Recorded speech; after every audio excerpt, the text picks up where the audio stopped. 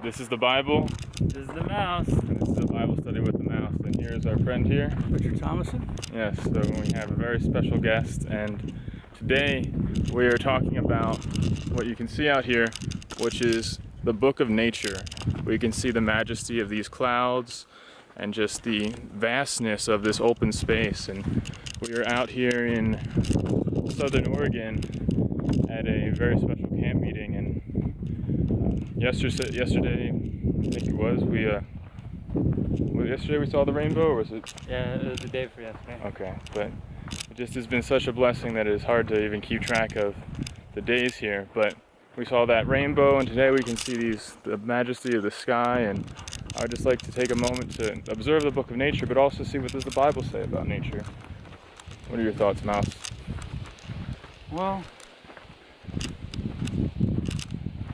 I'm reminded of Matthew chapter 6, verses 25 through 23. I know it's kind of a lot, so let me just read it to you. Matthew 6.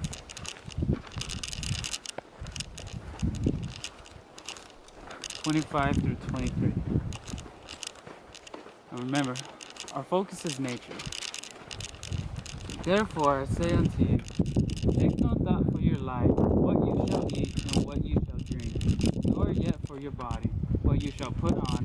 Is not the life more than meat, and the body more than raiment? Behold the fowls of the air, for they sow not, neither do they reap, nor gather into barns, yet your heavenly Father feedeth them. Are you not much better than they? Which of you can by taking thought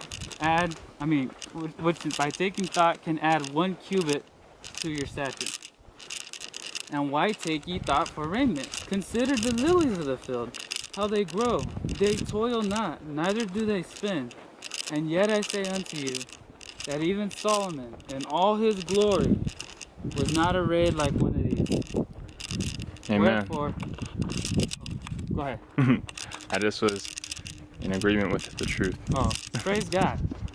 Well, you kind of get the theme, how it's talking about nature, then it compares us. And it talks about nature and it compares us.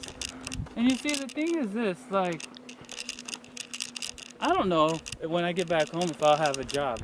I really don't. You know? I've been gone for a while, and so, like, I would have to look. But if you think about the birds, you think about the bees and all these animals, even the trees. Like, who takes the time to water all these trees?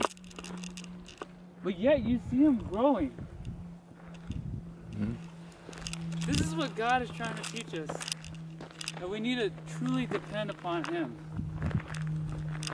You see, I don't know if I'm going to have a job.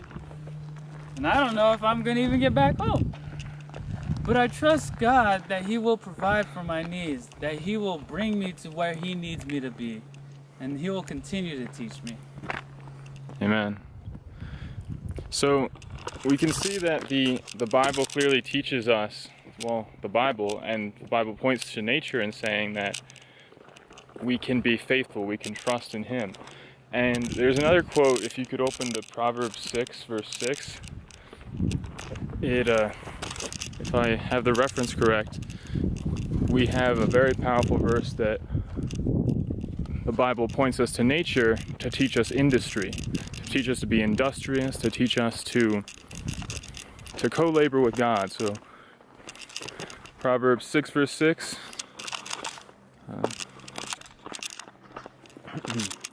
It is written, "Go to the ant, thou sluggard, consider her ways, and be wise."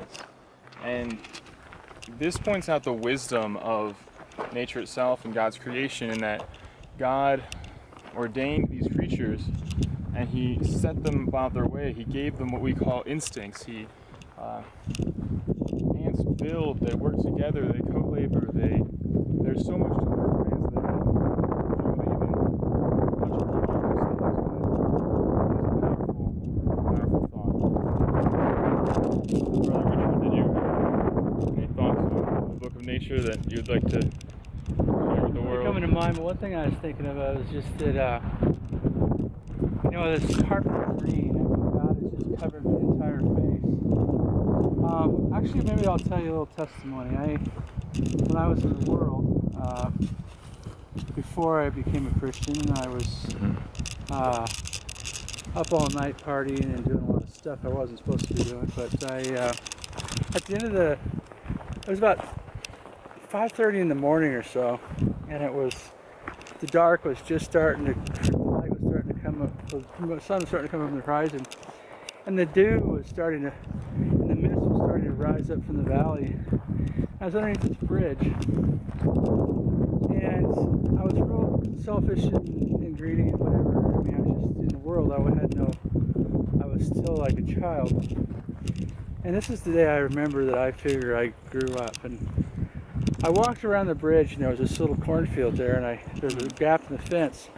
And I squatted down on the ground, and I just grabbed a handful of dirt, and I was just looking at it.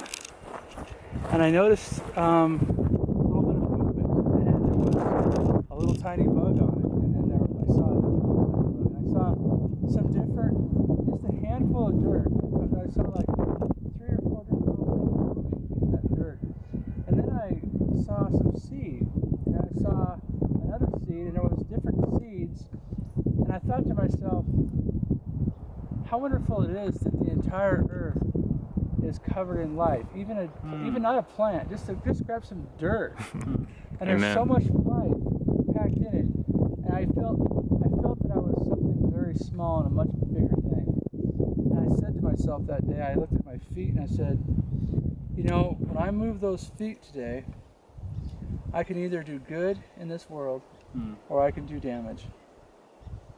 And I really want to do good. I really don't want to do damage. So from that day, I kind of made a rule that I wasn't going to lie, cheat, or steal, and that what I did mattered. And it wasn't just, you know, who cares? It was like, no, everything I do matters, and I need to make it matter.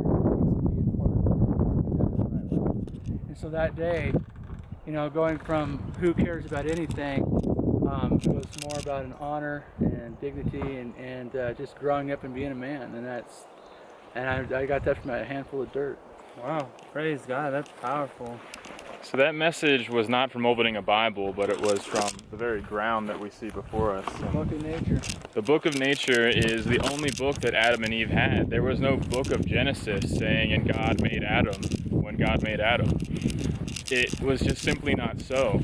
And often the book of nature is neglected, and it is interrupted by the creations of man. Even when we look here at these tents and this truck, they obstruct from the beauty of this river here and the sky and the trees. And we are blessed to be in a more natural setting, but in the cities and in the towns, we live in this sterilized world that is not really even a world. It is just boxes that men have made to live themselves in, to put themselves in. And almost like we have constructed our own cage when God designed for us to be free in this massive garden, you could say. So do either of you have any final thoughts? Yeah, so in closing, nature and revelation of life, God's word, it all reveals the love that God has for us. And if we would just take the time to, like they say, stop and smell the roses, we would truly be blessed and we would see that. Amen. So this has been the Bible. This is the mouse. This has been Bible Study with the Mouse. Shalom, my friends.